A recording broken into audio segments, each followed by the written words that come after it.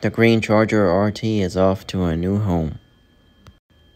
I really wanted to keep it, but I had 3 or 4 other projects in the fire in front of it, so it would have been years before I touched it. Based on my conversation with the buyer, it will go through a no-expense spared restoration. Here she is leaving my facility, and this will be the last time I see her. Actually, hopefully I'll see her again one day. Before the Charger got to me, it had a whole nother life. And even before that, it had a whole nother life as well. I purchased the Charger from a family who had kept it after their dad passed away. It was really hard for them to let go of it. Considering the fact that it was a 50-year-old Charger, it was in excellent condition.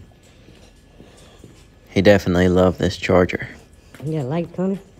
The Charger still had the fender tag on it, which is really hard to come by as a 68 Charger RT with a fender tag on it. Also, the original block that had the partial VIN number stamped on it was still with the car. I've never seen an original Charger with trunk floors this nice.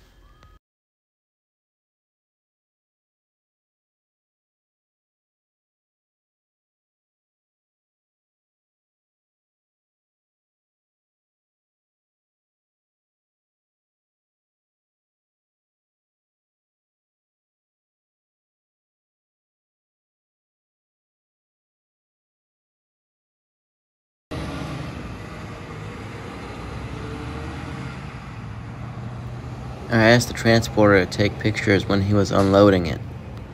When we were loading it here, we had to winch it on there. But when they were unloading it, it looks like they had a forklift, which made it a lot easier.